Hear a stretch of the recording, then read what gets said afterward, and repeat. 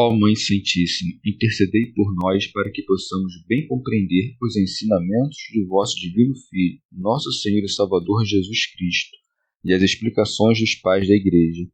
Ó Virgem Imaculada, ofereço-vos este trabalho e peço que abençoais aqueles que o ouvirem, e que seja para a maior honra e glória de Deus. Amém. Senhor onipotente, purificai o meu coração e os meus lábios.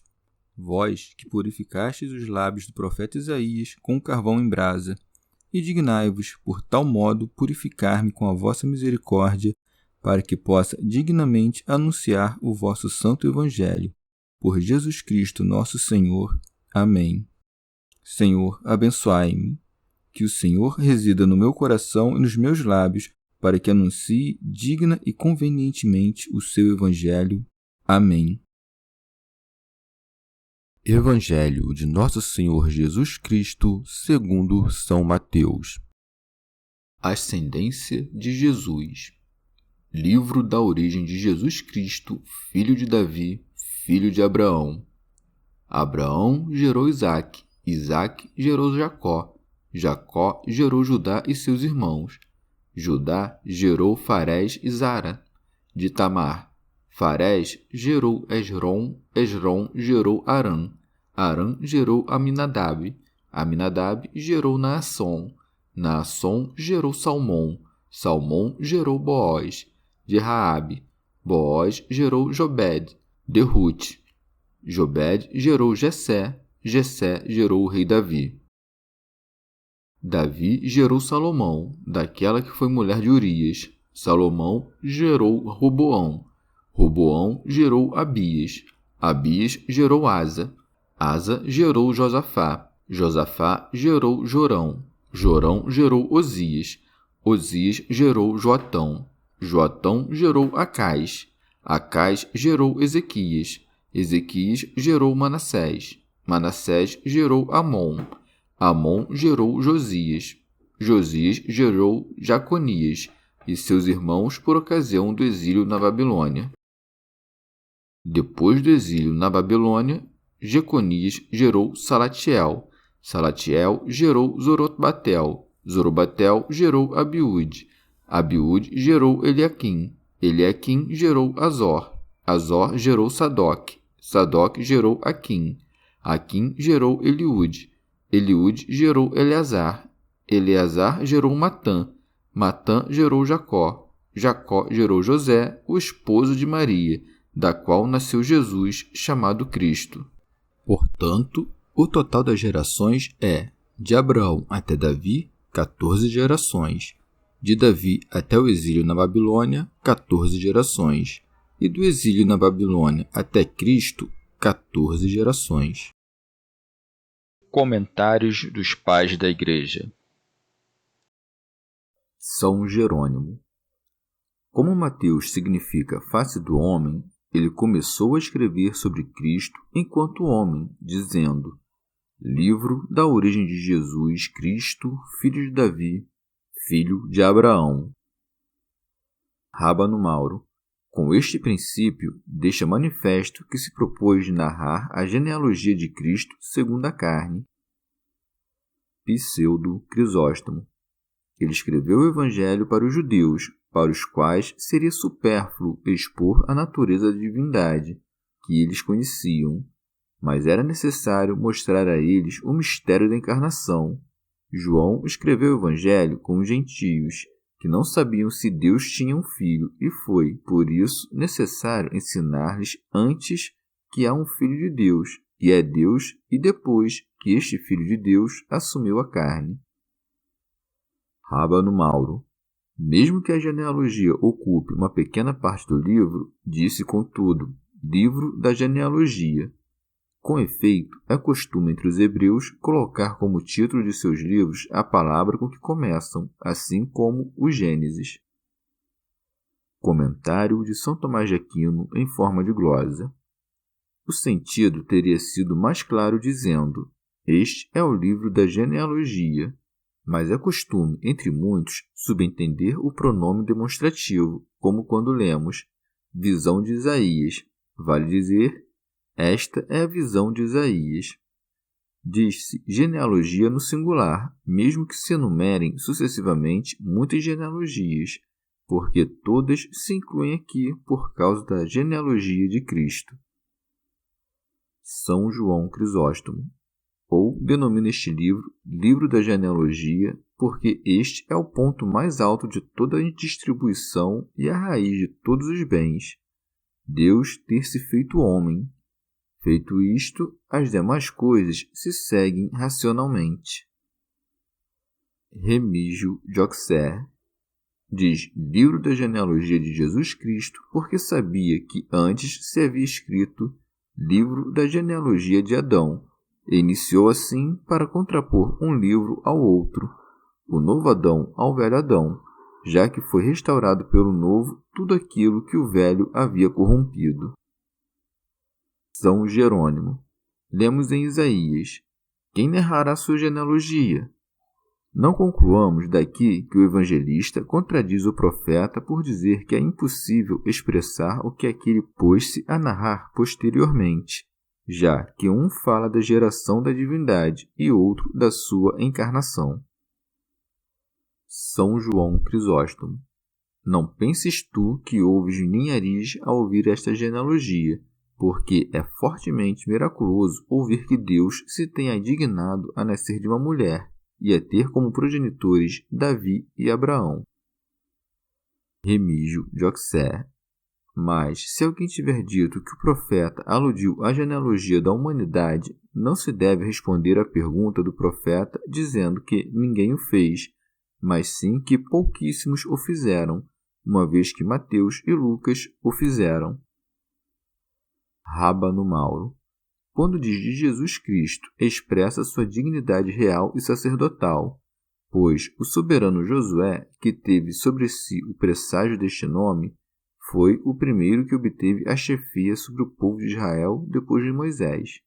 Arão, por sua vez, consagrado pela unção mística, foi o primeiro sacerdote sob a lei. Santo Agostinho.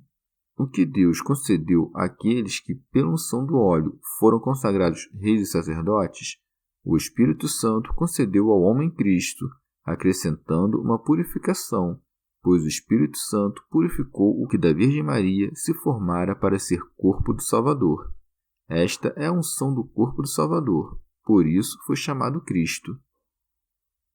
Pseudo Crisóstomo. Mas, porque a prudência ímpia dos judeus negava que Jesus fosse da descendência de Davi, o evangelista acrescenta: filho de Davi, filho de Abraão.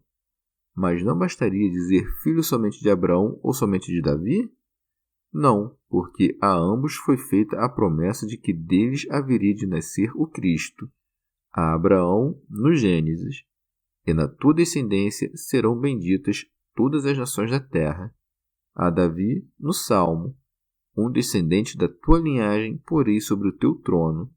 Por isso foi chamado filho de ambos, para mostrar que as promessas feitas a ambos se haviam cumprido em Cristo, e ademais porque Cristo deveria ter 3 dignidades: rei, profeta e sacerdote.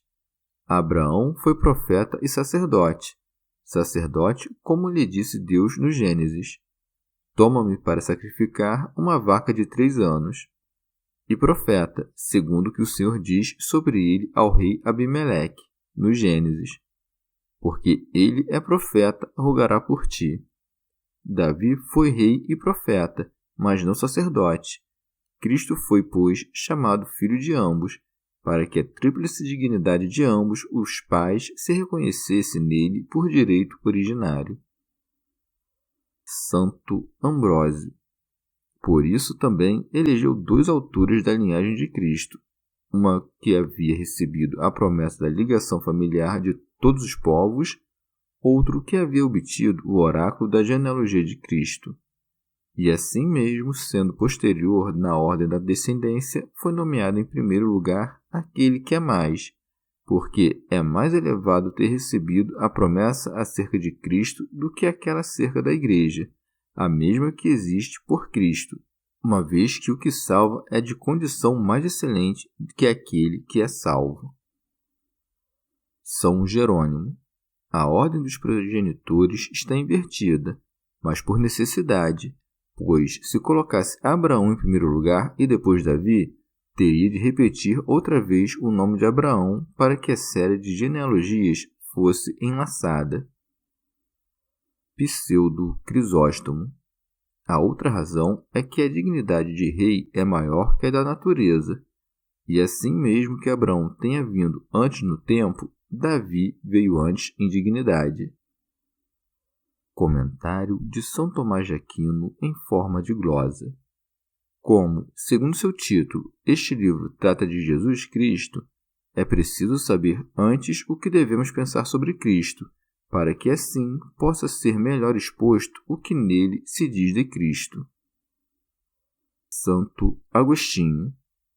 Todos os erros dos hereges acerca de Cristo podem ser reduzidos a 3 classes: os concernentes à sua divindade, à sua humanidade ou a ambas de uma só vez.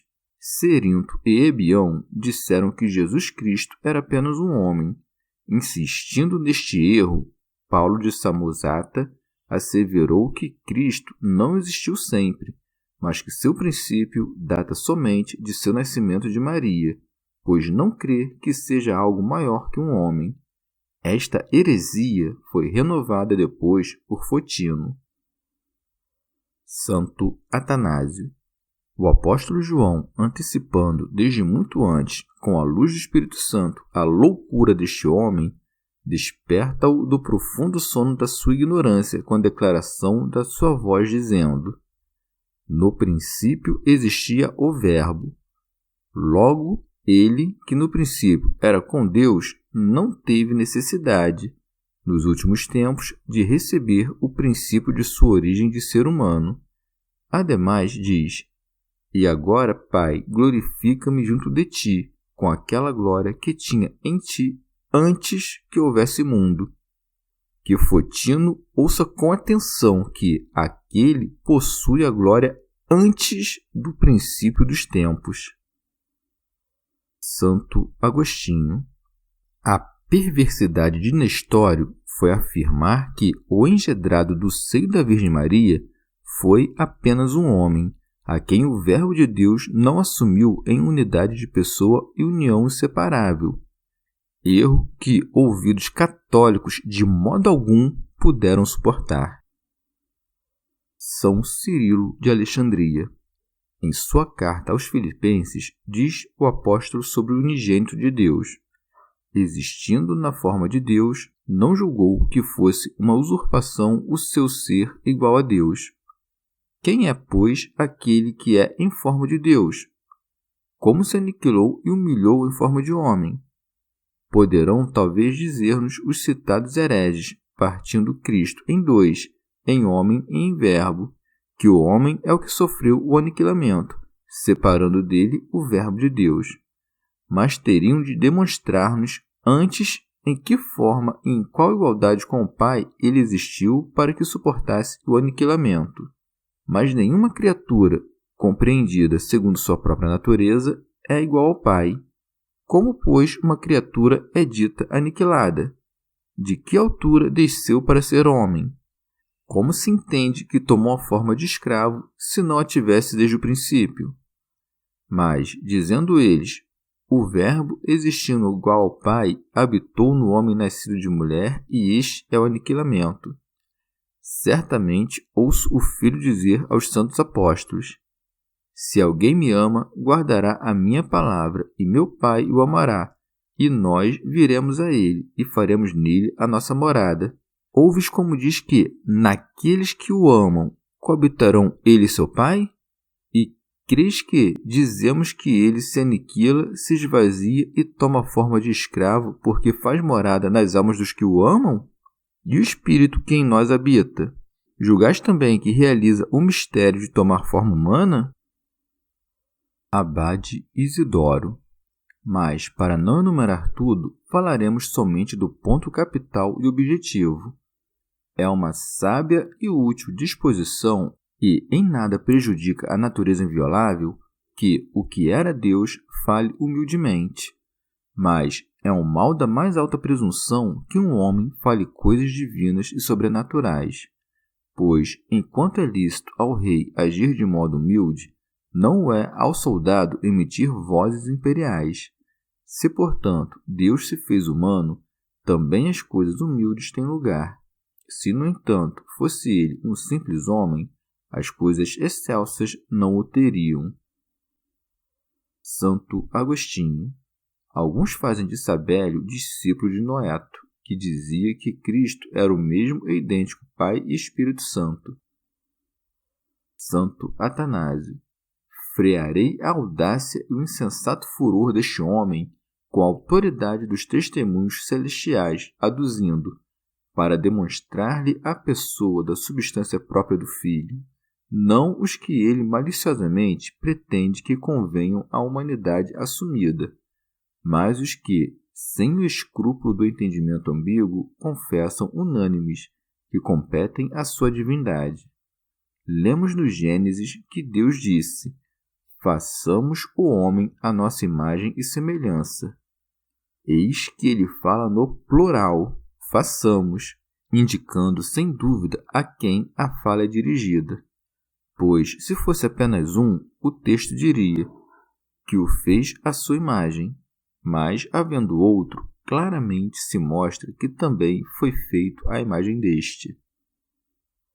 Comentário de São Tomás de Aquino em forma de glosa. Outros, ao contrário, negaram a verdadeira humanidade de Cristo. Valentino pretendia que Cristo, enviado pelo Pai, se havia revestido de um corpo espiritual ou celestial e que não havia assumido nada da Virgem Maria, tendo apenas passado por ela como por um riacho ou por um canal, mas sem tomar dela carne alguma. Nós, no entanto, não cremos nisso. Confessamos que Cristo nasceu da Virgem Maria, não precisamente porque, de outra maneira, não poderia existir em verdadeira carne e aparecer aos homens, mas porque assim está escrito na Escritura, na qual, caso não crêssemos, não poderíamos ser nem cristãos nem salvos. E se ele quisesse converter um corpo assumido de uma substância celestial ou líquida em verdadeira qualidade de carne humana, quem negaria que o pudesse fazer? Santo Agostinho. Os maniqueus disseram que Nosso Senhor Jesus Cristo era um fantasma e que não poderia nascer de um útero de mulher. Mas, se o corpo de Cristo foi um fantasma, o Senhor então nos enganou. E se nos engana, não é a verdade. Mas Cristo é a verdade. Então, seu corpo não foi um fantasma. Comentário de São Tomás de Aquino em forma de glosa. E como o início deste evangelho e também o daquele segundo Lucas manifestamente prova que Cristo nasceu de uma mulher, com o que se vê claramente sua verdadeira humanidade, os que não o aceitam negam os inícios de ambos os evangelhos. Santo Agostinho. Fausto diz: é certo que o evangelho começou a existir e a ser nomeado a partir da pregação de Cristo, que em nenhum lugar diz que nasceu dos homens. Mas a genealogia não é o Evangelho, pelo simples fato de que nem sequer seu escritor se atreveu a denominá-la como tal. O que então ele escreveu? Livro da genealogia de Jesus Cristo, filho de Davi. Não é livro do Evangelho de Jesus Cristo, mas livro de sua genealogia. Prossegue Fausto. Vede como Marcos, que não teve o cuidado de escrever a genealogia, mas apenas a pregação do Filho de Deus, que é o Evangelho, iniciou de modo tão competente, Evangelho de Jesus Cristo, Filho de Deus, para que se veja que a genealogia não é o Evangelho. No mesmo Mateus, lê-se que, depois da prisão de João, começou Jesus Cristo a pregar seu Evangelho. Portanto, tudo que se narra antes disso consiste na genealogia e não no Evangelho. Ative-me a João e Marcos, cujos princípios parecem-me suficientes, porque não introduzem Davi, nem Maria, nem José. Agostinho refuta Fausto deste modo. Que responderá então Fausto ao apóstolo quando este diz: lembra-te que o Senhor Jesus Cristo que descende do sangue de Davi, ressuscitou dos mortos, segundo o meu evangelho. Pois o que era o evangelho do apóstolo Paulo era o também dos demais apóstolos e de todos os fiéis encarregados da pregação de tão grande mistério. E assim o diz em outra parte: seja eu ou sejam eles, assim pregamos e assim crestes. Então nem todos escreveram, mas todos o pregaram. Os arianos não querem admitir que o Pai, o Filho e o Espírito Santo sejam de uma só e mesma substância, natureza ou existência, mas dizem que o Filho é criatura do Pai e que o Espírito Santo é criatura da criatura, vale dizer, criado pelo mesmo Filho, e creem que Cristo tomou a carne sem alma.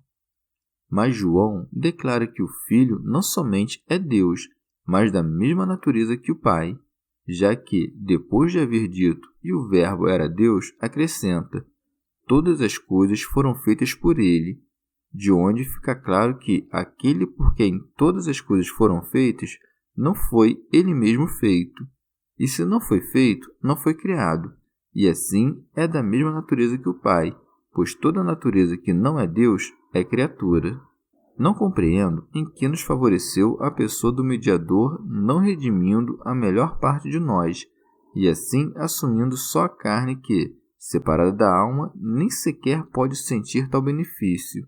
Pois, se Cristo veio salvar o que havia perecido, como o homem todo é o que pereceu, o homem todo necessita do benefício do Salvador. Portanto, Cristo, com sua vinda, salvou-o na totalidade, assumindo o corpo e a alma. Que respondem, ademais, a tão claros argumentos da Escritura evangélica que o Senhor tantas vezes menciona contra eles. O de Mateus: a minha alma está numa tristeza mortal. O de João: e tem o poder de a dar e tem o poder de a reassumir, a vida. E muitos outros semelhantes. E se disserem que Cristo falou em parábolas, temos as razões dos evangelistas que, ao narrar os fatos, assim como atestam que teve corpo, dizem também que teve alma, pelas afecções que não podem existir senão na alma. Assim, em sua narrativa lemos: Jesus admirou-se, irritou-se, e assim outros mais. Os apolinaristas, assim como os arianos, disseram que Cristo tinha assumido apenas a carne, sem alma. Vencidos neste ponto pelos testemunhos evangélicos, disseram que o princípio pensante, que é a alma racional do homem, estava ausente na alma de Cristo, desempenhando o Verbo o papel daquela. Se assim fosse, forçoso seria crer que o Verbo de Deus conformou um tipo de animal com figura de corpo humano. Em relação à carne mesma, os hereges mostram ter-se apartado da ortodoxia da fé até o extremo de dizer que aquela carne e o Verbo são de uma só e mesma natureza, afirmando insistentemente que o Verbo se havia feito carne, no sentido de que algo do Verbo se havia mudado e convertido em carne, mas não que esta carne se tivesse tomado da carne de Maria. São Cirilo de Alexandria. Cremos que estão loucos ou deliram os que suspeitam que pode caber na natureza divina do Verbo mesmo sombra de mudança. O que é sempre permanece sempre e não muda nem é capaz de mutação. São Leão Magno.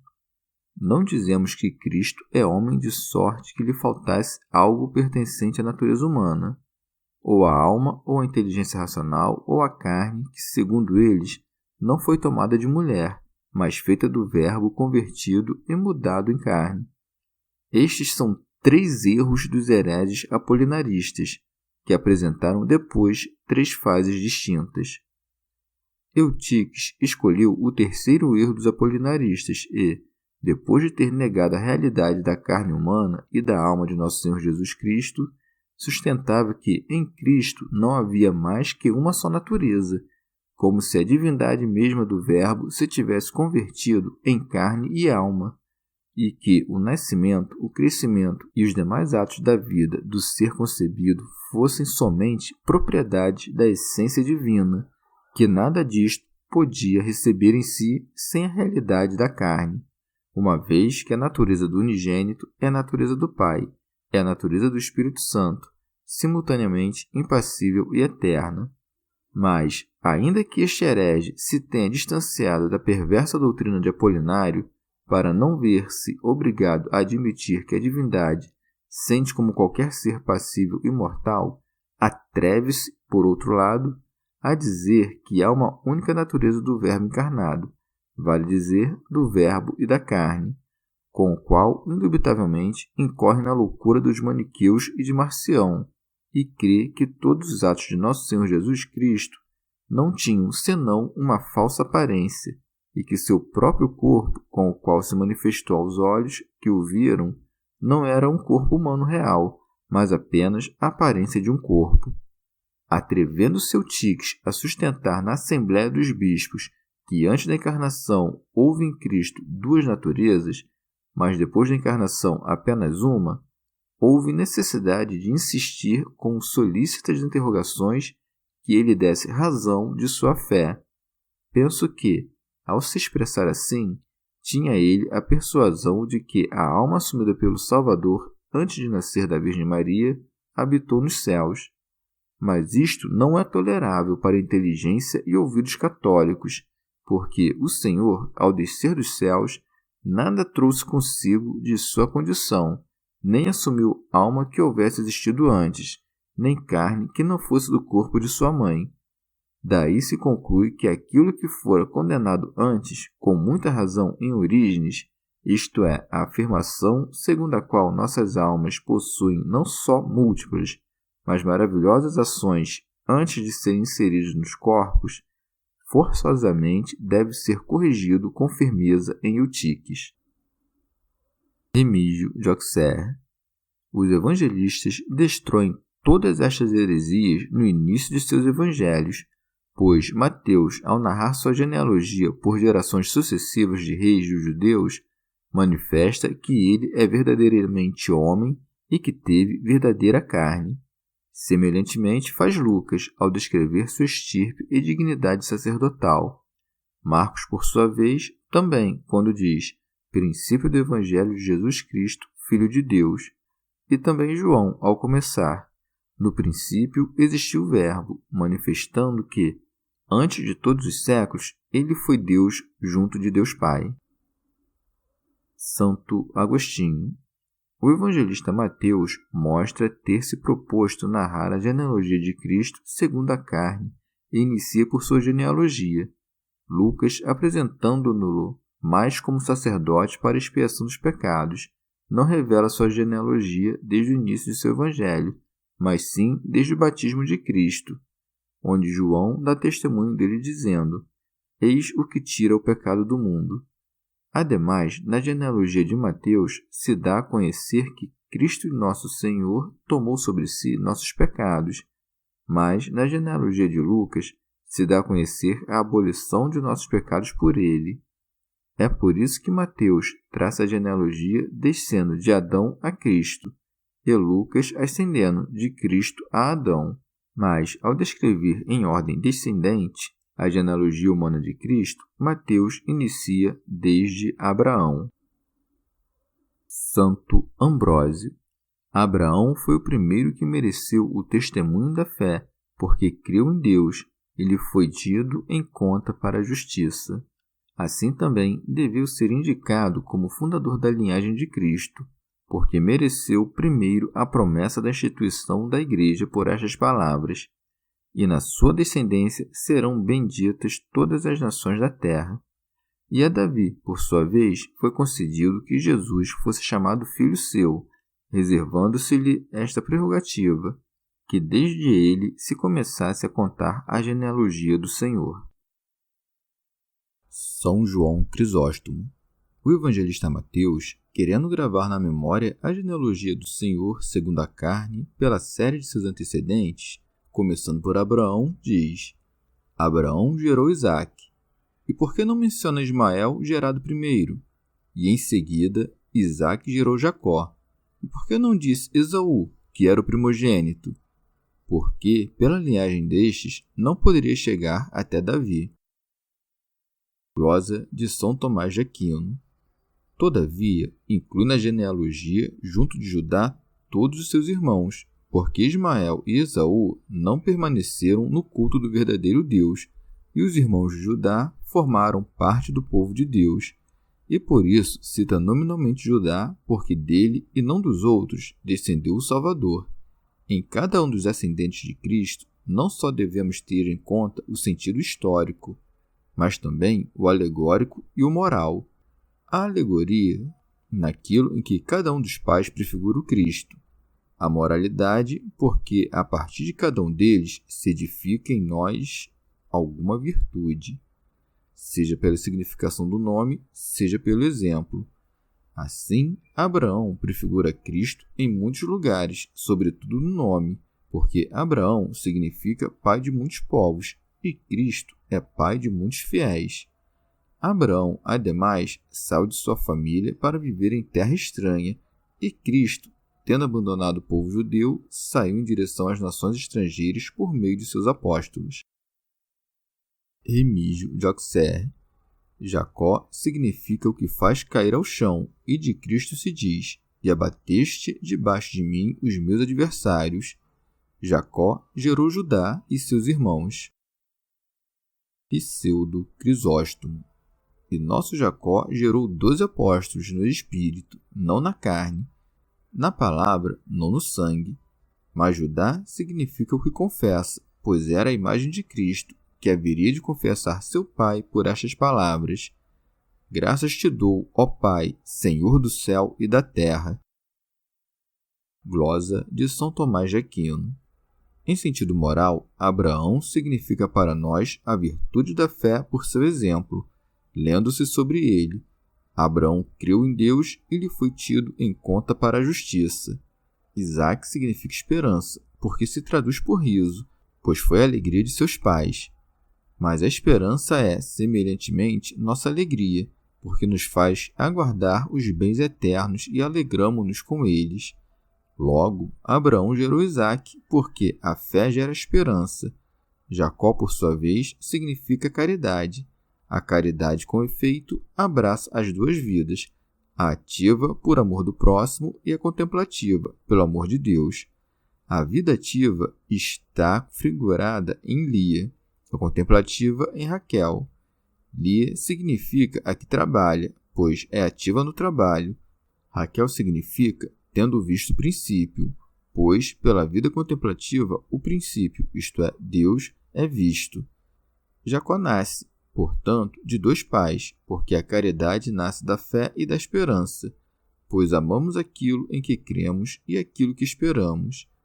Omitindo os outros filhos de Jacó, o evangelista prossegue a genealogia de Judá e diz: Judá gerou Farés e Zara de Tamar.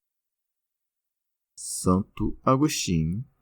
Nem Judá foi primogênito, nem nenhum destes dois filhos foi primogênito de Judá, mas antes destes já havia tido 3 filhos.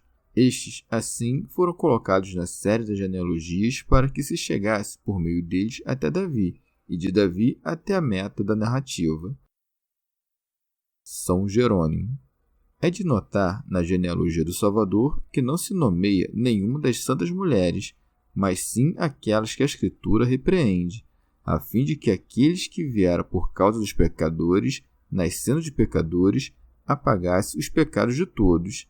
É por isso que, entre aquelas mulheres, é citada Ruth, a Moabita. Santo Ambrósio. Lucas afastou estas mulheres para manifestar a série da estirpe sacerdotal como imaculada. Mas a decisão de Mateus não é sem razão e justiça, posto que, quando ele escreveu em seu evangelho que aquele que deveria tomar sobre si os pecados de todos nasceu na carne e estava submetido a injúrias e à paixão, não pensou que discrepasse de sua santidade que ele não recusasse também a injúria de uma origem imaculada. Tampouco seria vergonhoso para a Igreja o fato de ser congregada entre os pecadores, uma vez que o próprio Senhor nasceu de pecadores.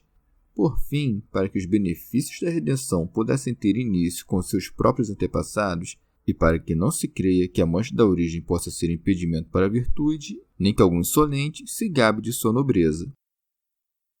São João Crisóstomo. Depois disto, vê-se que todos foram réus de pecado, pois temos Tamar acusando Judá de fornicação e Davi gerou Salomão de uma mulher adúltera.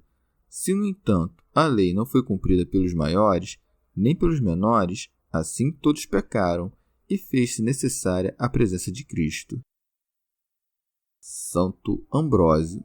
Vede, no entanto, que Mateus não nomeou inutilmente os dois irmãos, Farés e Zara, mesmo que a genealogia só exigisse a menção de Farés. Nesta menção de ambos há um mistério. Nos dois irmãos gêmeos está descrita a dupla vida dos povos, uma segundo a lei, outra segundo a fé, e segue. Farés gerou Esrom. Glosa de São Tomás de Aquino. Judá gerou Farés e Zara antes de entrar no Egito, ao qual passaram ambos, depois com seu pai. E já no Egito, Farés gerou Esrom. Esrom gerou Araão. Araão gerou Aminadab. Aminadab gerou Naasson. Então Moisés os conduziu para fora do Egito. Naasson foi, por ordem de Moisés, o chefe da tribo de Judá pelo deserto, no qual gerou Salmão. Este Salmão foi o príncipe da tribo de Judá que entrou com Josué na terra prometida. Pseudo Crisóstomo. Salmão tomou como esposa uma mulher de nome Raabe. Desta Raabe se diz que foi a meretriz de Jericó que recebeu em sua casa os espiões dos filhos de Israel, escondeu-os e os preservou incólumes. E como Salmão era um dos nobres de Israel, da tribo de Judá e filho de um príncipe, vendo a fidelidade de Raabe, tomou-a por mulher como se estivesse constituída em alta posição. Talvez por isso, também Salmão, cujo nome se traduz como recebe o vaso, por seu próprio nome, seja como que convidado pela providência de Deus a receber o vaso de eleição Raabe. Salmão gerou Boaz, de Raabe. Glosa de São Tomás de Aquino.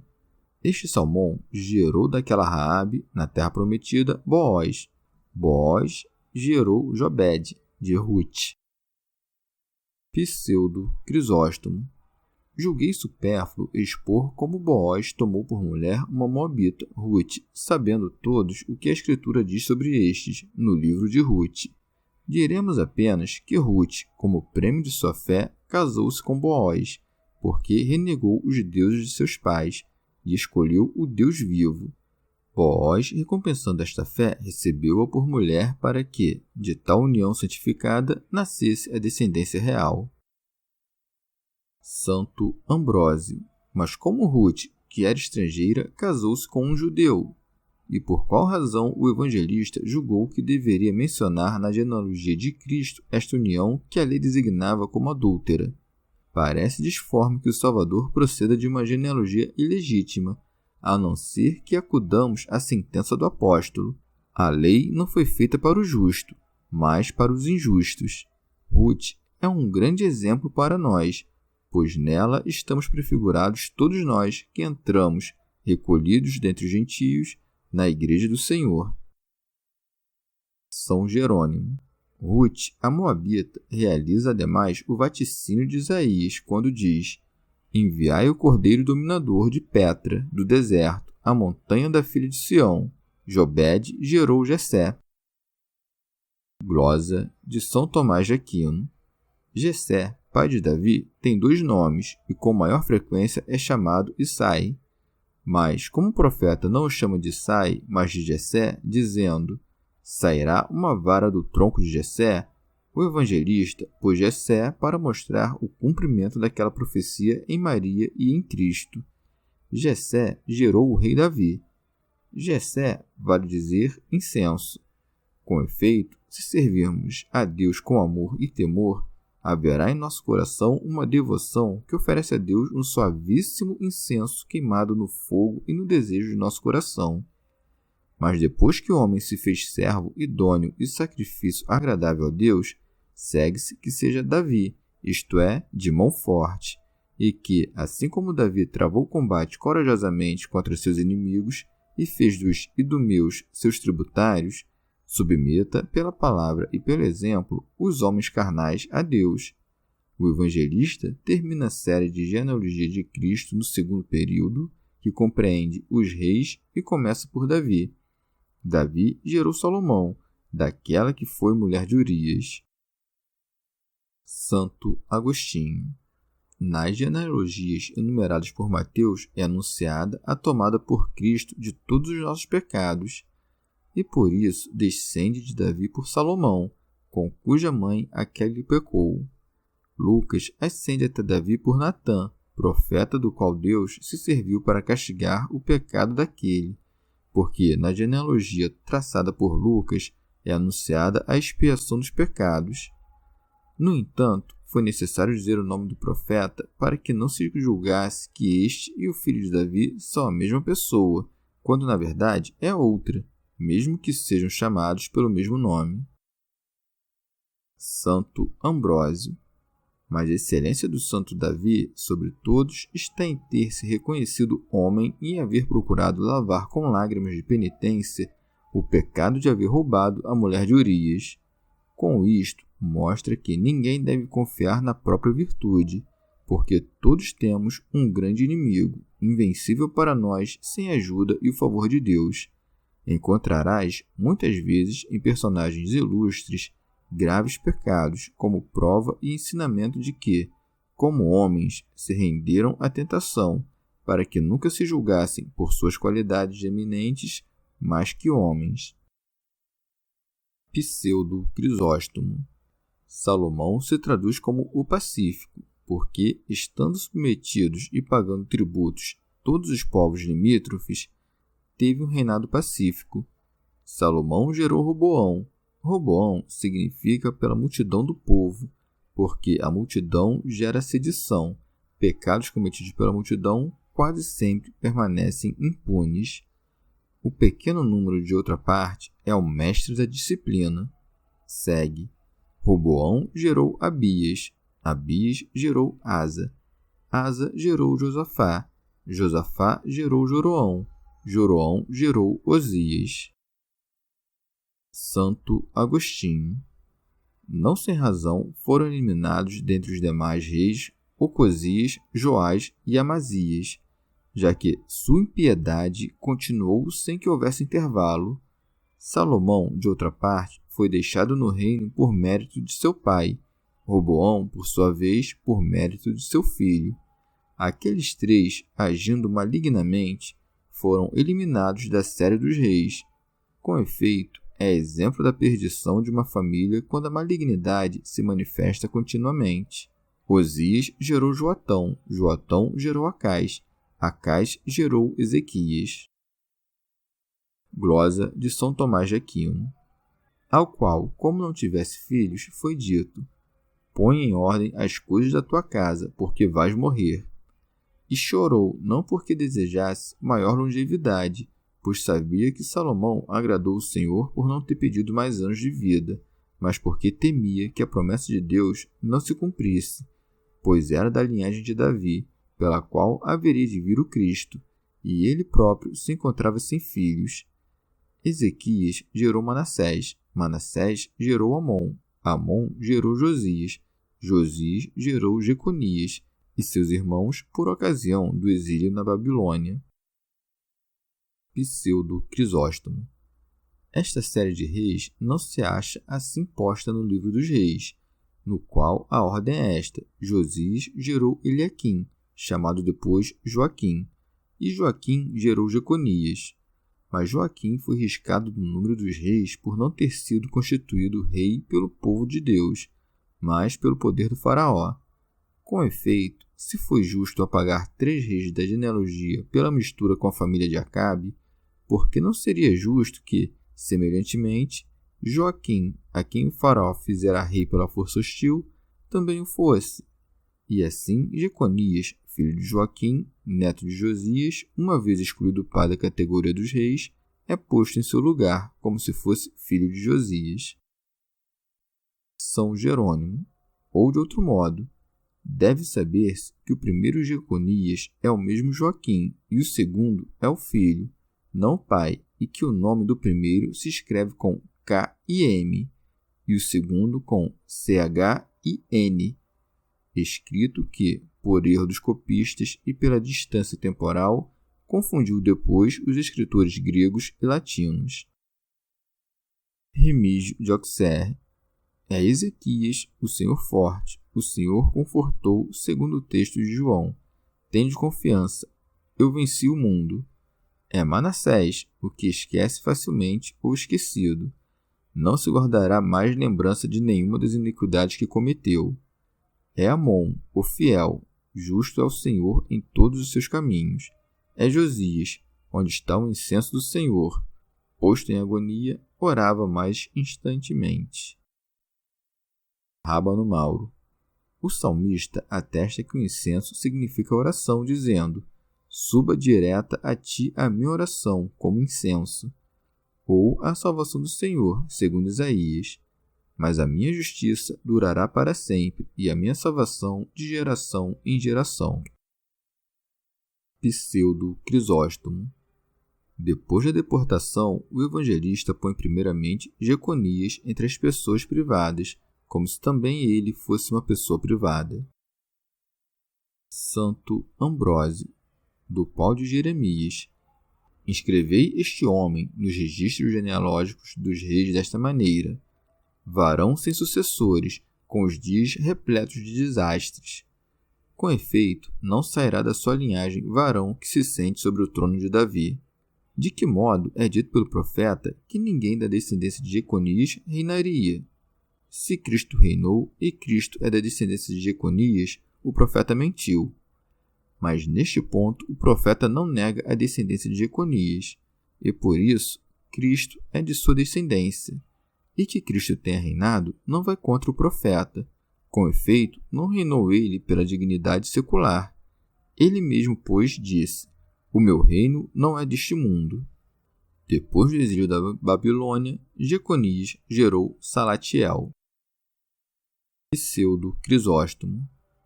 Com respeito a Salatiel, não lemos nada bom nem mal.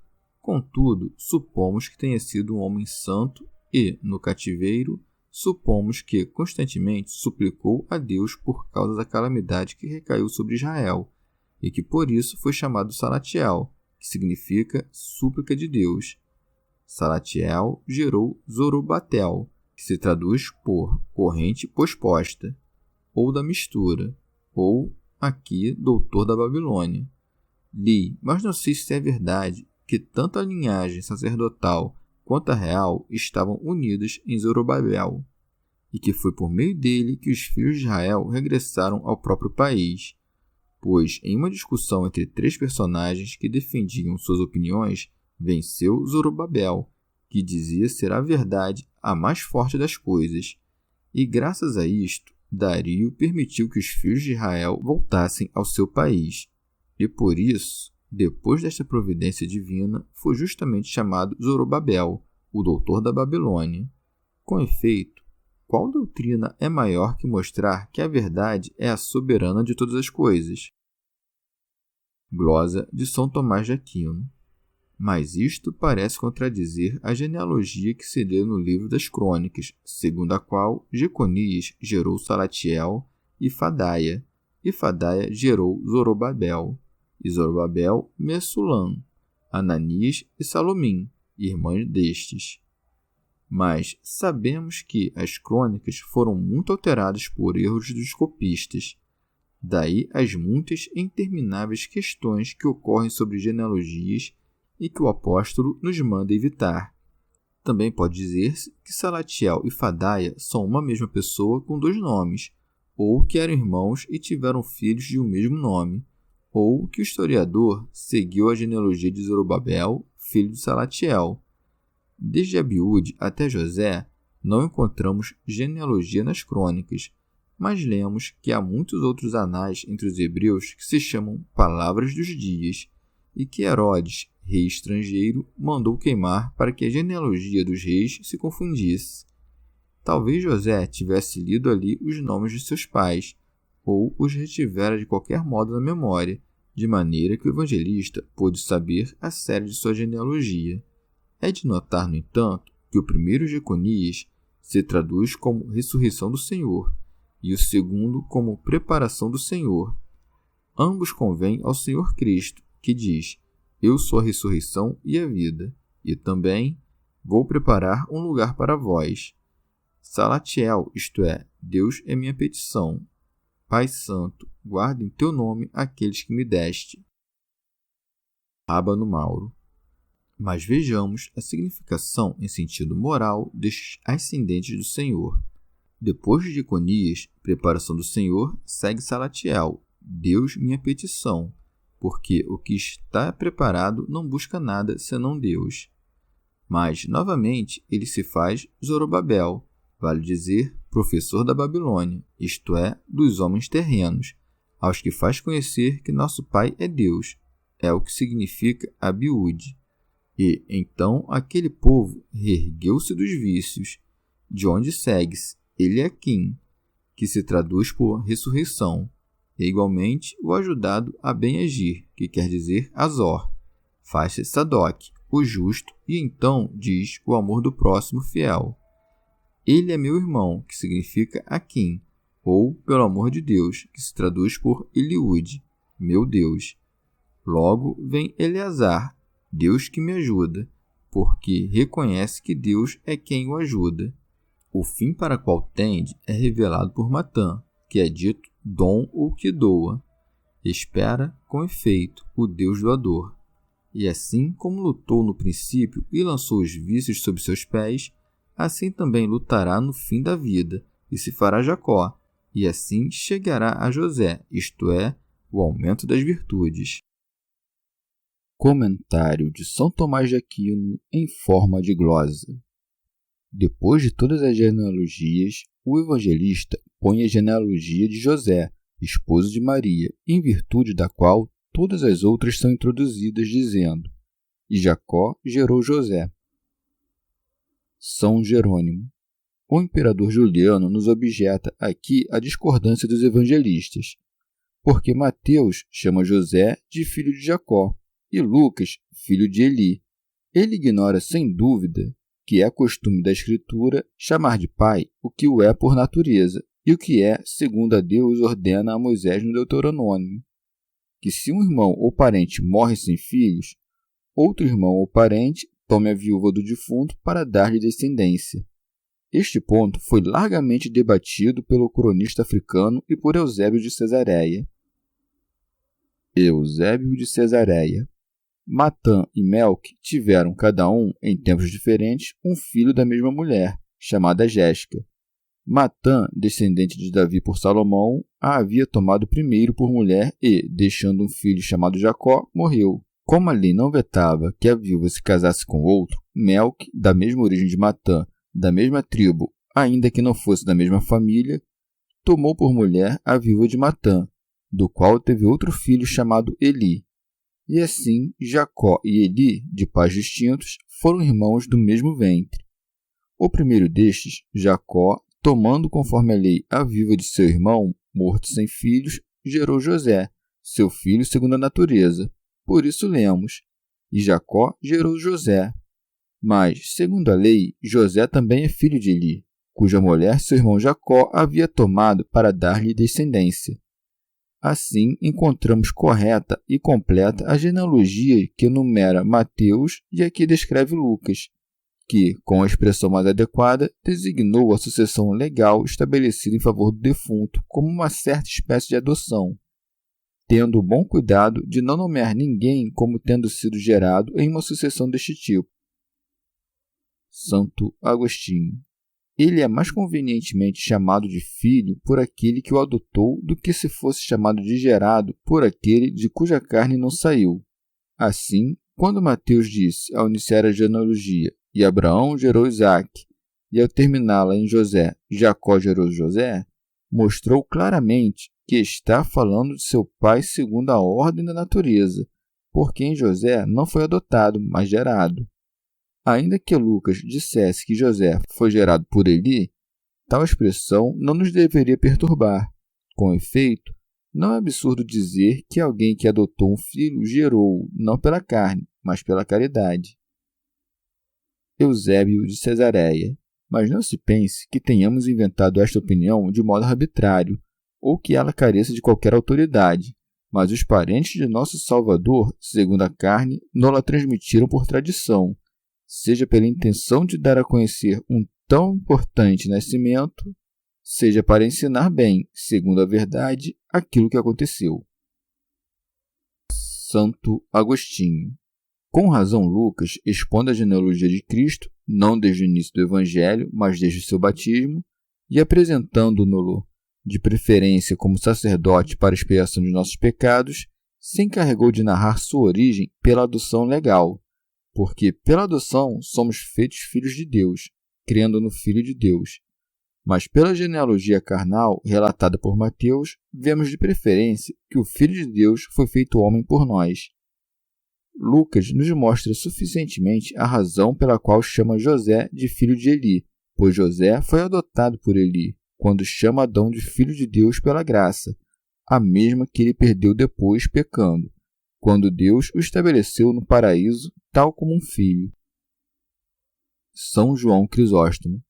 Estabelecidos todos os antepassados de Cristo e terminando em José, diz o evangelista, esposo de Maria, indicando que foi por causa de Maria que incluiu também José na genealogia. São Jerônimo.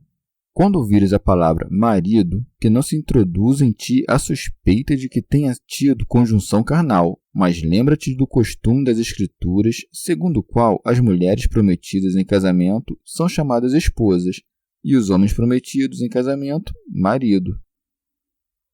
Genádio de Massília. O Filho de Deus nasceu do homem, vale dizer de Maria, mas não de uma relação sexual com o homem, como afirma Ebião. Por isso, o evangelista acrescenta de modo significativo, da qual nasceu Jesus. Santo Agostinho. Isto é contrário à afirmação de Valentino, que diz que Cristo não havia assumido nada da Virgem, mas que havia passado por ela como por um riacho ou um canal. Por que quis Deus tomar a carne no ventre de uma mulher é algo conhecido por seus desígnios secretos, talvez para dignificar deste modo os dois sexos, assumindo a forma de um varão e nascendo de uma mulher, ou por outra causa que eu não diria de modo temerário. O que, pela unção do óleo, concedia Deus aos que eram ungidos para ser reis, realizou o Espírito Santo no homem Cristo, acrescentando uma purificação. Por isso, quando nasceu, foi chamado Cristo. Não estaria de acordo com o direito divino que José julgasse dever separar-se de Maria porque ela não deu à luz Jesus Cristo por meio de uma cópula carnal, mas permanecendo sempre virgem. Com efeito, que este exemplo se apresente magnificamente aos fiéis casados, isto é, que ainda que por consenso mútuo guardem continência, a união conjugal pode permanecer, mas não pela mistura corporal dos sexos, mas pela cuidadosa guarda do afeto no coração, principalmente porque a José e Maria pôde nascer um filho sem relação carnal alguma. Todos os bens do matrimônio se cumprem nos pais de Cristo, a fé, a prole e o sacramento. A prole é o próprio Senhor, a fé porque não houve adultério, o sacramento porque não houve separação. São Jerônimo. Mas perguntará o leitor diligente, não sendo José o pai do Salvador, qual é o interesse em narrar a genealogia de modo contínuo até José? Responderemos primeiramente dizendo que não é costume da Escritura entrelaçar a ordem das mulheres nas genealogias. Por fim, dizendo que José e Maria eram de uma mesma tribo, de onde sabemos que, segundo a lei, ele estava obrigado a tomá-la em sua família e porque foram recenseados simultaneamente em Belém, como gerados por uma mesma linhagem. Santo Agostinho. A genealogia teve que ser continuada até José para que naquele singular matrimônio não fosse feita injúria ao sexo masculino, em todos os casos preeminentes, sem prejudicar por isso a verdade, visto que tanto José como Maria eram da linhagem de Davi. Cremos, portanto, que também Maria foi da linhagem de Davi, porque cremos nas Escrituras, que dizem ambas as coisas, que Cristo é da linhagem de Davi segundo a carne, assim como Maria, que foi sua mãe, não por coabitação com um varão, mas permanecendo sempre virgem. Concílio de Éfeso.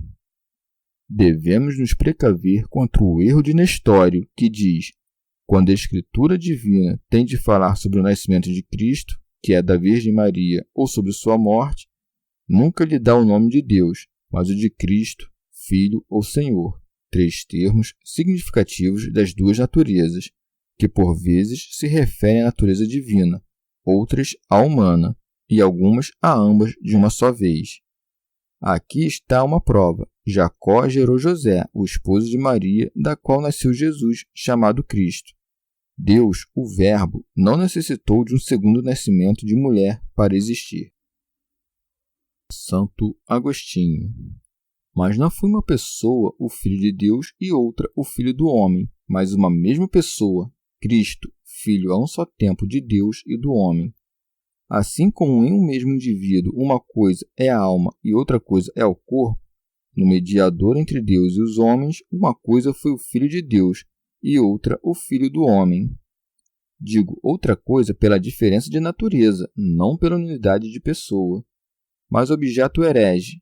Não sei como ensinais que nasceu no tempo o mesmo que dizeis coeterno ao Pai, posto que o nascer é como um certo movimento de um ser que não existe antes de nascer e para o qual o nascer traz o ato de existir, de onde se infere que o que já existia não pôde nascer, e o que se pode nascer não existia antes. Ao que responde Agostinho: suponhamos, como muitos querem, que há no mundo uma alma geral que de tal sorte vivifica todas as sementes por uma certa operação inefável, permanece sempre distinta das naturezas engendradas. Indubitavelmente, esta alma, quando chegou ao útero, para formar a matéria passiva segundo as funções que deverá depois exercer, faz com que haja consigo uma mesma pessoa naquele ser que sabemos que não tem a mesma natureza dela, de onde se faz, pela ação da alma na matéria passiva, um só homem a partir de 2 naturezas, sendo a alma e a carne distintas. E assim confessamos que a alma nasceu do útero, esta mesma alma que, vindo ao útero, dizemos que conferiu vida ao concebido. Afirmarei que ele é dito nascido de sua mãe, que lhe formou um corpo a partir de si mesma, no qual ele poderia nascer, não como se, antes dele nascer, sua mãe pudesse, no que se refere a ele, não estar enraizada no ser. Assim, portanto, de uma maneira ainda mais incompreensível e sublime, o Filho de Deus nasceu tomando para si a perfeita humanidade de sua mãe, ele que, por sua singular onipotência, é a causa do nascimento de todas as coisas geradas. Pseudo-Crisóstomo. Tendo enumerado as gerações desde Abraão até Cristo, o evangelista as divide em 3 séries de 14 gerações cada uma, porque, ao terminar cada série, alterou-se a situação política dos judeus. De Abraão até Davi foram governados por juízes, de Davi até a deportação para a Babilônia por reis, e do desterro para a Babilônia até Cristo por pontífices. Ele quer nos dar a entender com isso que, assim como depois de cada série se alterou a situação política dos judeus, concluídas as 14 gerações desde a deportação até Cristo, é necessário que, por Cristo, seja alterado o estatuto dos homens, como de fato sucedeu. Depois de Cristo, as nações foram submetidas a um só Cristo, juiz, rei e pontífice. Assim como os antigos juízes, reis e pontífices não eram senão uma figura da dignidade de Cristo, cada uma dessas dignidades começou sempre por um personagem, também figura de Cristo. O primeiro dos juízes, Josué, filho de Nave, o primeiro dos reis, Davi, e o primeiro pontífice, Josué, filho de Josedeque. E ninguém duvida que todos estes fossem esboços de Cristo. São João Crisóstomo. Ou talvez o evangelista tenha dividido as gerações em 3 para mostrar-nos que os judeus não se fizeram melhores pela mudança de regime político. Antes, tanto sobre os juízes quanto sobre os reis, os pontífices e os sacerdotes persistiram nos mesmos males. É por isso que ele também relembra o cativeiro da Babilônia, indicando que nem depois dele corrigiram-se. Ele não menciona o desterro no Egito porque os judeus não temiam os egípcios como os babilônios ou os assírios, porque aquele era antigo. este recente, e porque eles não foram levados ao Egito como castigo por seus pecados, diferentemente do desterro na Babilônia. Santo Ambrósio. Não podemos esquecer que, tendo sido 17 os reis de Judá, de Davi até Jeconias, Mateus mencionou somente 14 gerações. Mas, por outro lado, é oportuno saber que as sucessões podem ser mais numerosas que as gerações, pois alguns podem viver muito tempo e ter filhos muito tarde, ou não tê-los, e assim o número de reis e de gerações não coincidiria. Glosa de São Tomás de Aquino. Ou pode-se dizer que, na série das gerações, foram omitidos 3 reis, como dissemos antes. Santo Ambrósio. Novamente, contando-se 12 gerações de Jeconias até José, como diz depois o evangelista que descreveu 14.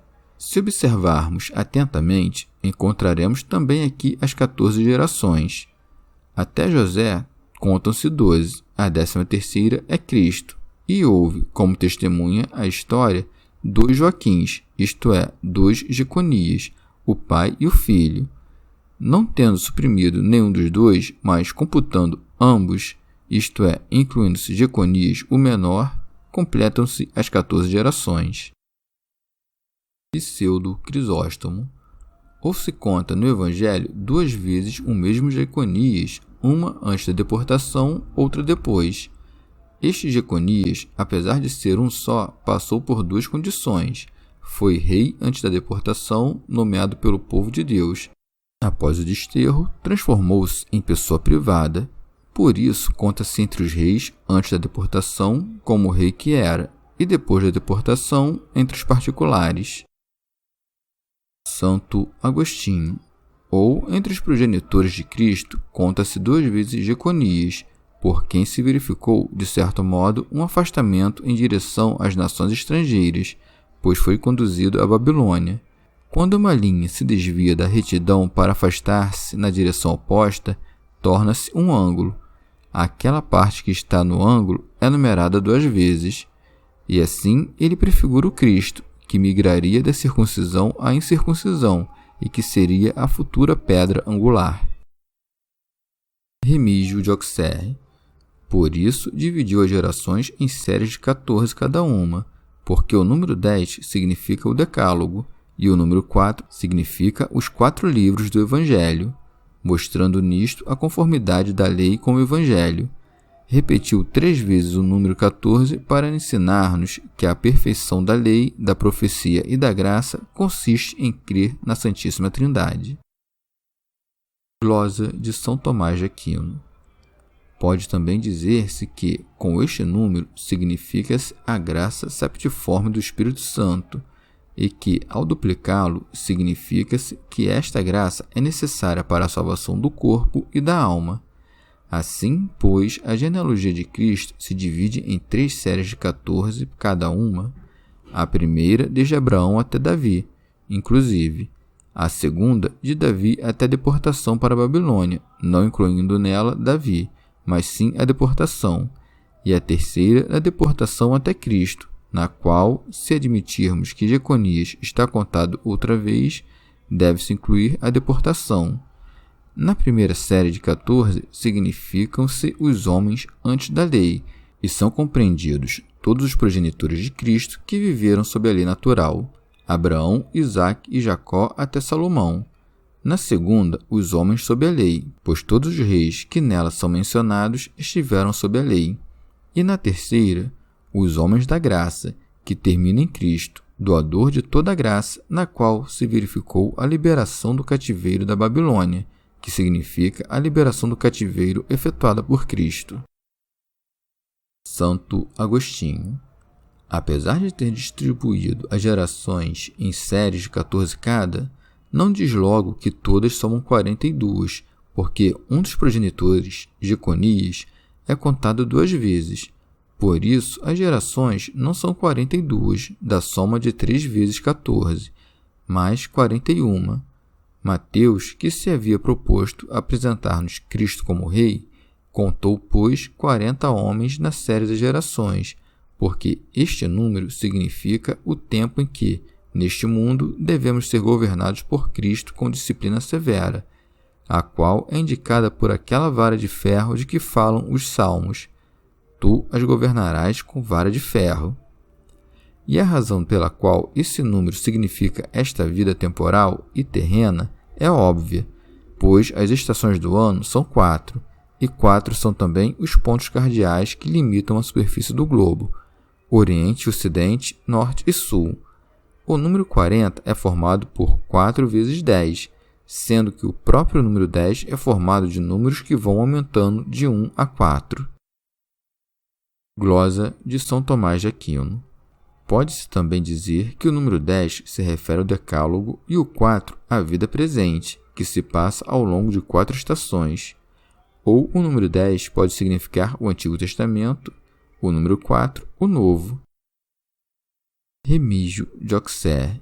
Se alguém quisesse dizer que são 42 as gerações, porque não há apenas um Jeconias, mas 2, dir-lhe-íamos que também este número está de acordo com a Santa Igreja, pois compõe-se de 6 e 7, multiplicados entre si, e 6 vezes 7 são 42. O 6 se refere aos dias de trabalho, o 7 ao dia de descanso. Chegamos ao fim de mais um dia de comentários da Catena Áurea. Muito obrigado por ficarem até aqui, que Nossa Senhora derrame suas graças sobre nós e até amanhã.